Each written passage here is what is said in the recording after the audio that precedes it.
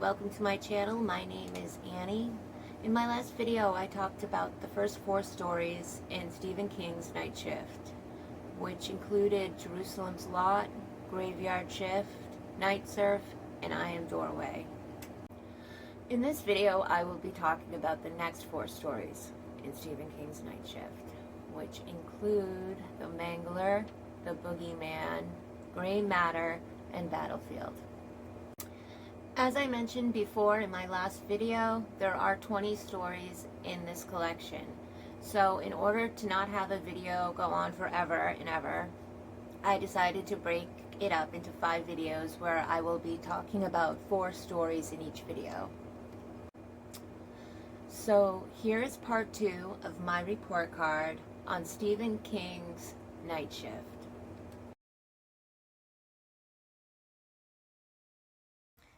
The first story in this video that I am going to be talking about from Stephen King's Night Shift is the story The Mangler. I mentioned in my last couple of videos that I like to write down a quick little summary after I read each story so that I don't forget anything. So I just wanted to read what I wrote for The Mangler.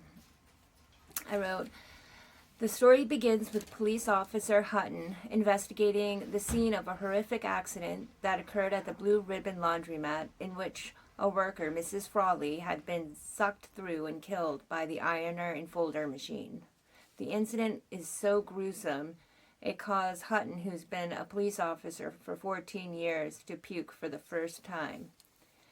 At the time of the accident, when the machine that is referred to as the Mangler is inspected, nothing appears to be wrong with it. However, strange accidents related to the Mangler continue to occur, such as when 2 employees of the laundromat try doing some maintenance on it, and it turns on by itself, and these guys are working on it. It's so gross. And the friend his arm is getting sucked up by this machine, and it's like up to here, and they're trying to shut it off. It's like going on, it's going faster than it was before, and his friend's like, turn the fuse off. So he turns the fuse off, and it's still going, and not having any other choice, the guy has to grab an axe and cut his friend's arm off, and it's just really gross and gruesome and nasty. So I liked it. And so all this stuff starts happening. This weird laundry machine is possessed by some evil demon or something. And how it happens is like really like just a bunch of random coincidences. Like nobody like put a spell on it or did it on purpose. It was just a bunch of random accidents that caused a bunch of strange ingredients to be mixed together on the machine that conjured up a demon. And you have to read the story to know the ingredients in the story, because I'm not going to tell you the whole thing. But this cop is investigating what's going on at the laundromat and with this machine, and he has a friend that is helping him, and that's when they find out, when they're, investigating and talking and asking questions, that the machine is possessed by a demon. At first he doesn't believe it because that sounds ridiculous, obviously, but as strange things start happening, it doesn't seem so ridiculous anymore, and that's when Officer Hutton and his friend come up with a plan to try to exercise, I don't know how to say it properly. Is exercise an exercise? Exorcism. I don't know. You know what I'm saying, so whatever. But, yeah. They come up with a plan to get rid of the demon. And things don't necessarily go the way they had planned. And it was a cute little story. I liked it. It was scary. It was really gross and nasty, and Stephen King definitely doesn't hold back on this one. But I liked it, and I would recommend reading it. It was a fun read. For my report card for the Mangler, I would give it an A.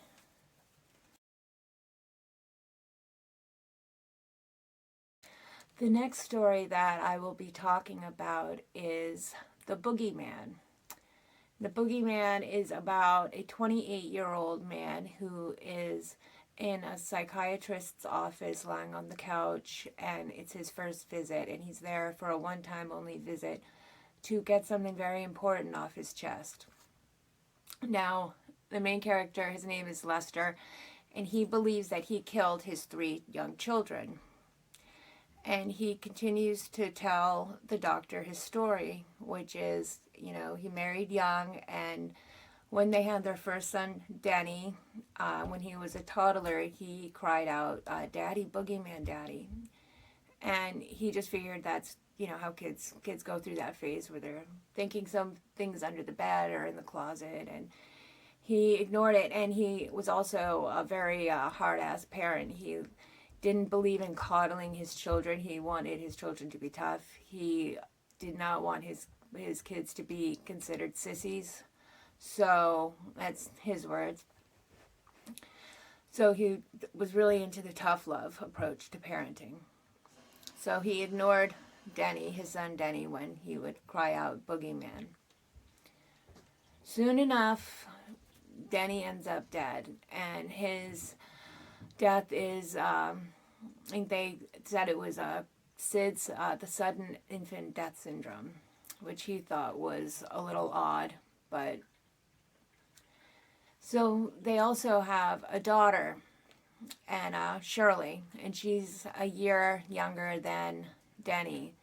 And when Shirley, the daughter, gets a little bit older, enough to be in her own room, they put her in Denny's old room. And soon enough, she's crying out, "Daddy, Boogeyman, Boogeyman, Daddy," crying out. And once again, he thinks it's a little weird, but he doesn't really do anything. And so Shirley ends up dead. And would they say that her body was all black? It was a really nasty, descriptive death, and that she had a seizure of some sort in her sleep. That was, I think, the reason of her death when it was investigated. So after losing 2 children, Lester is convinced that the Boogeyman is real. Now he believes it, and he is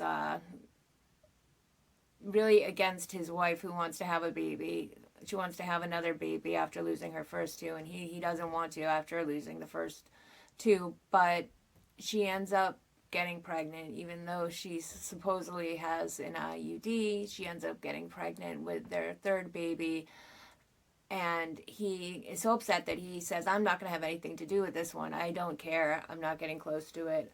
I can't do it again," and all this. And so the baby ends up looking just like him. They name him Andrew. They call him Baby Andy.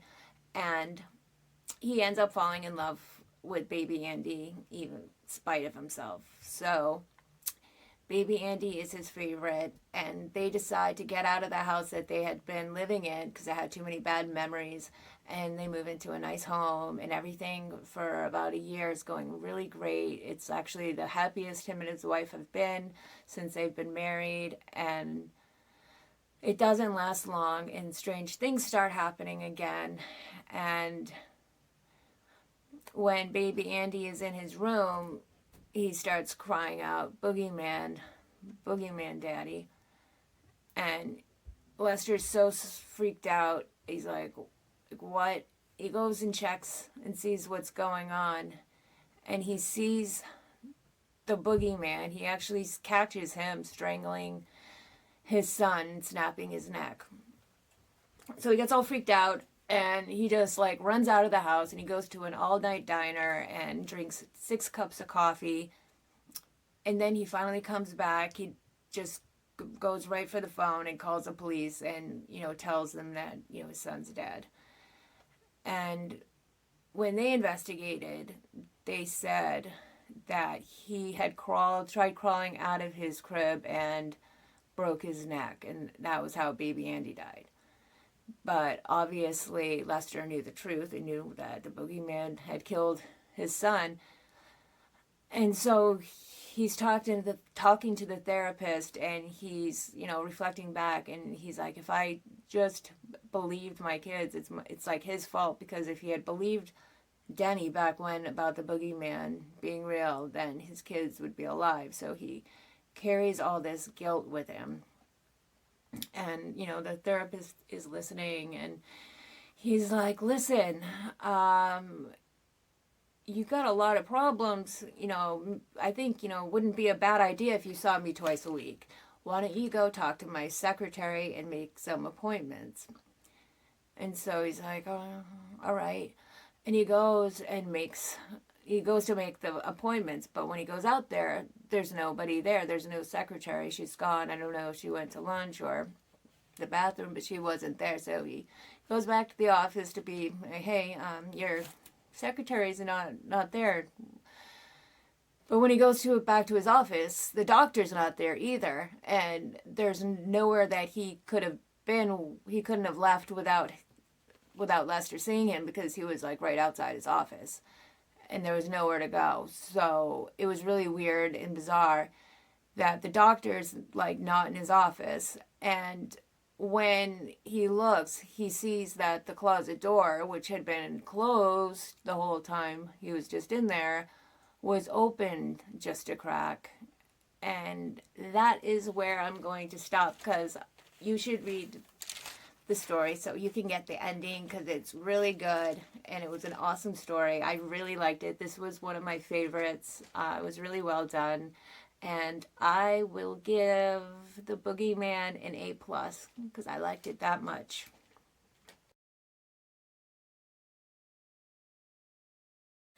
The next story I will be talking about is called Gray Matter, and it is about this teenage boy named Timmy, who has just walked to this convenience store in a snowstorm for his dad's beer. His dad is an alcoholic, and for the past 2 months has had his son Timmy go to the store up the street to buy a case of beer for him.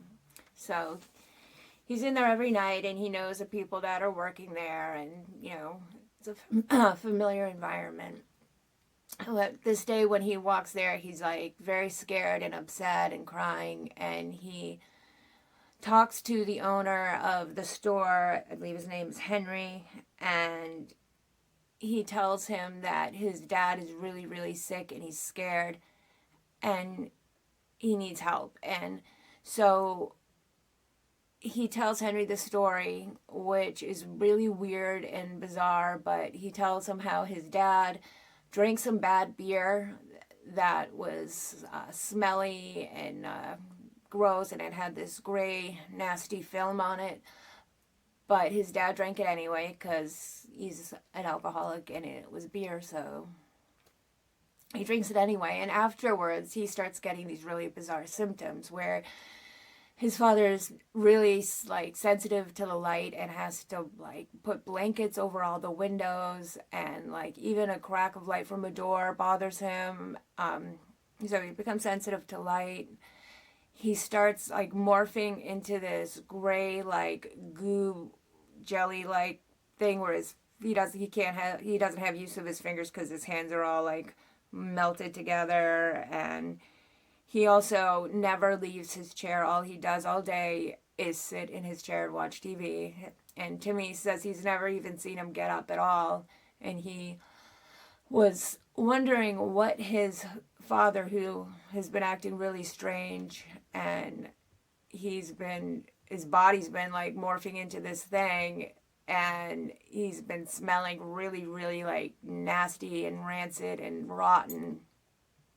And so one day when Timmy's at school, he decides to skip and to go home and to spy on his dad to find out if he actually ever leaves the chair, because he was curious, because he never has seen him leave the chair at all, not even to go to the bathroom. So he goes and he spies on his dad. They have like a little peephole on their door of their apartment, and what he sees scares the shit out of him, and it horrifies him. He sees his dad eating a rotten, dead cat.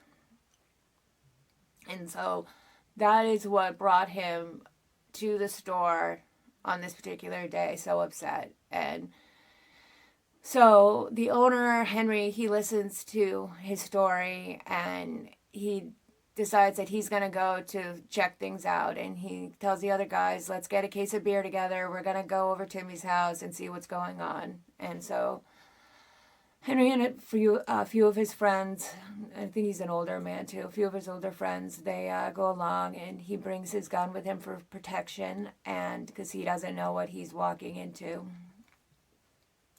And they're walking, and Henry tells the other guys, what's going on with Timmy's dad and what they're walking into and what's going on, and they're starting to not really want to go along, but they do anyway. And so they get to the apartment, and they know something's up because it smells like rotten death by Timmy's apartment. And so they go, and Henry gets his gun ready for use because, he knows that he's getting into something like awful. And he knocks on the door to Timmy's house, and his dad, Richie, answers, and he tells... Henry tells the dad, Timmy sent us, he's worried about you. And he's like, well, where's Timmy? And, he's like, oh, he's at the store, he's having a good meal, blah, blah, blah. And he's like, I have your beer. And he's like, Timmy's dad's like, leave it out and open up the tabs and push it through the door because I can't open it. I can't use my hands. But what the guys noticed about his voice was that it didn't sound human anymore at all. And they started getting really scared. But Harry was brave, and he's like, if you want your beer, Richie, you're going to have to come out and get it.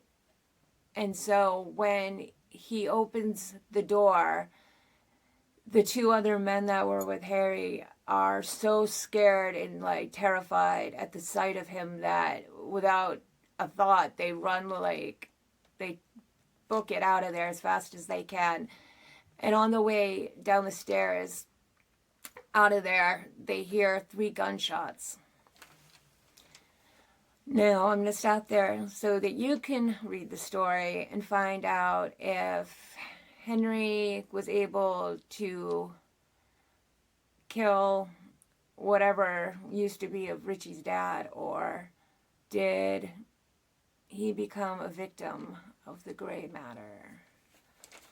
And that is where I'm going to stop. I would give Gray Matter a B- because I thought it was really creative, and I do appreciate that. I thought for my taste it was a little too weird, but it was a good story. But I'm gonna give it a B-.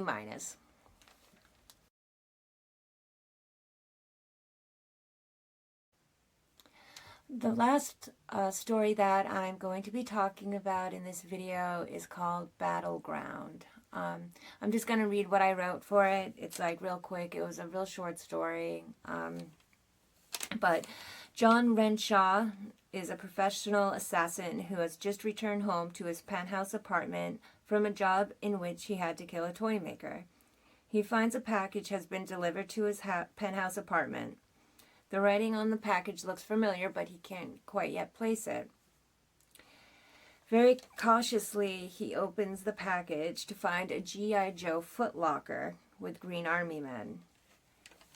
And then he kind of looks at the package and remembers where he knows the writing, and it was from the mother of the toy maker that he just killed, because there was like a signed card or something from his mother in his office when he had been there. So he places the writing from that. So when he opens the box, the toy soldiers come to life, or they're already alive. They come out of the box. They're alive with weapons, helicopters, and even a rocket launcher. Renshaw watches the little green man, shocked and kind of in horror, because, I mean, who wouldn't be kind of freaked out if they got that in the mail, right? Um, he can't believe what he's seeing, and he starts feeling little sharp bee stings all around, and he realizes that these army men are attacking him.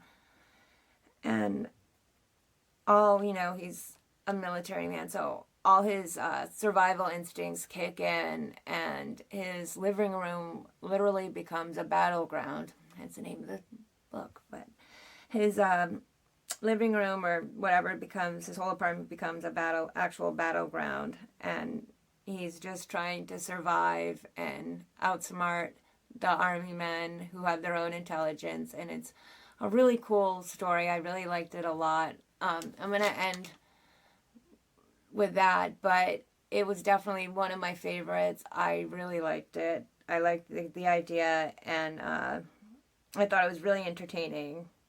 It had me remembering when my boys were little, and they played with Army Men, and they would always be, the Hot Wheels and the Army Men and Legos all over the floor, and how much it hurt when you stepped on. All of those things hurt so bad, especially Army Men. They do not feel good when you step on them. So I really like Battleground, and I would recommend reading it to find out if Renshaw is able to survive the little green army men, or do they get the better of him?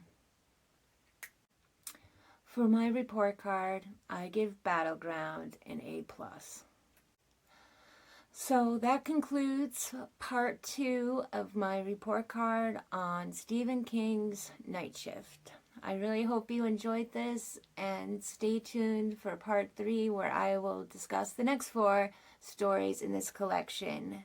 Thank you for watching, and see you next time.